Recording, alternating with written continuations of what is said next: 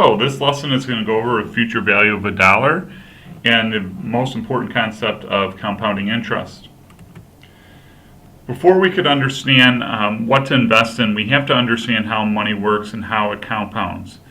The most basic element is what is called simple interest, and we're using the formula interest equals principal times rate times time.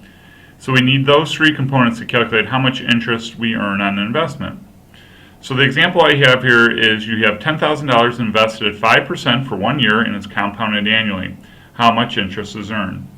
So if we use our simple interest formula and we plug our numbers in, we have our $10,000 in interest, our 5% rate, and it's compounded annually, so it's only compounded once, so our time frame would be 1 there. And when we do that, we get $500 in interest. So that is how you calculate simple interest. And if we were to continue doing that every single year we would put $10,000 in, we'd get $500 in interest given we have a 5% rate, and it compounds annually. However, we're more excited about a concept called compounding interest, and this is what all investing and finance is all about. This is where the average person really benefits, is when they take advantage of compounding interest. Compounded interest is earning interest off of previously earned interest. So for example, using our same numbers we just had, now we're going to take our $10,000 and we're going to invest it at 5% compounded annually for 3 years. We're still going to use our simple interest formula of P times R times T, principal times rate times time, to get our interest earned each year. And as you can see, at the end of 1 year, we're still going to have our $500 in interest. But now we're going to take that interest and we're going to wrap it into the new principal balance in year 2. So now starting the year, we're going to have $10,500. And at the end of the year, we're now going to have $525 in earned interest. Now, if we compare year 1 and 2 here, year 1 we had $500 and year 2 we had $525. So when we look at that, we earned an additional $25 in interest, and that is the concept of compounding interest. We earn that $25 off of the $500 previous interest we've been paid. So now we take that $525 and we wrap it into our new principal balance. Now we start year 3 with $11,025 times it by our 5% rate, compounding annually 1.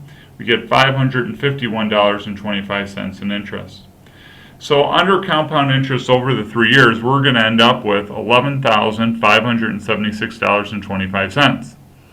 Under our simple interest formula, we've only would end up with $11,500. Now at this point you're saying, well, what's the big deal? $76.25 is the difference.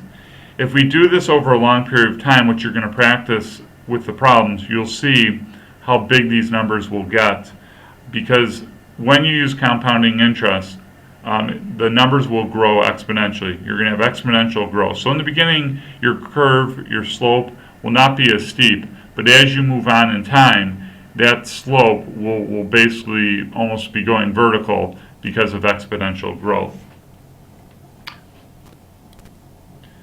So here's basically what we're going to be doing. We're going to calculate the future value of $1. We need to have a dollar amount to invest today.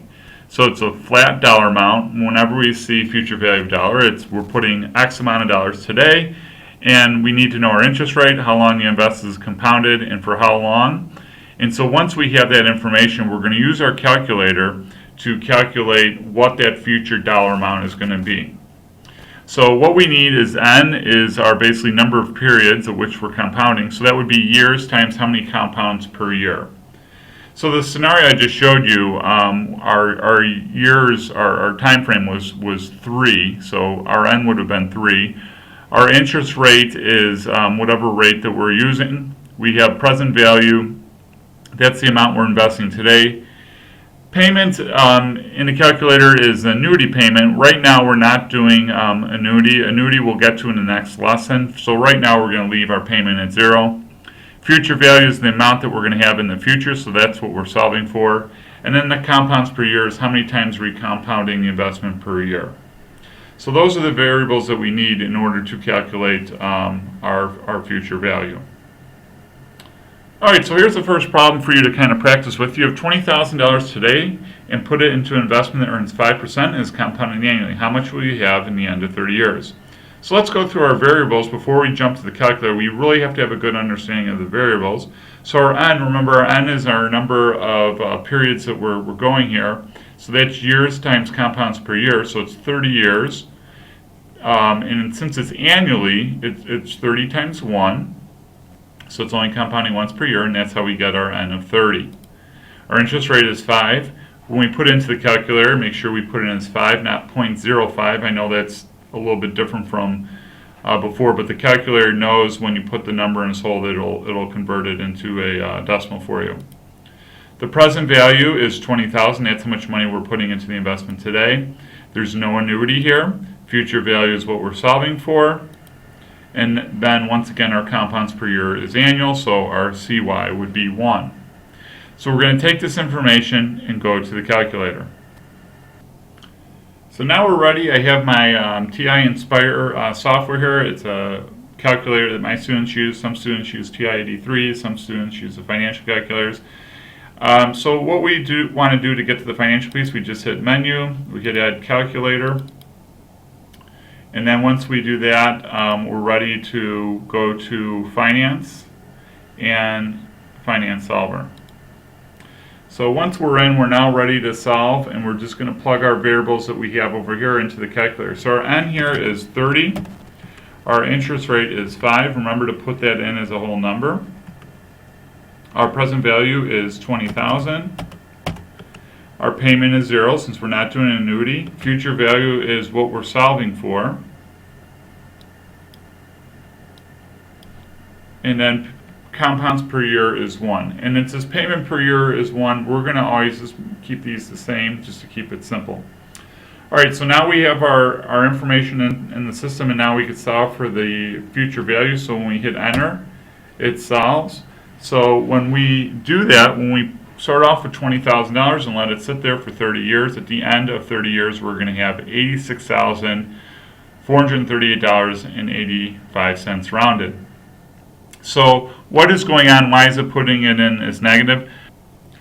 The thing that I tell my students, if it's an outflow of money, so in this case we're putting $20,000 into the investment, that's an outflow. We're writing a check for 20, and what are we going to receive in 30 years?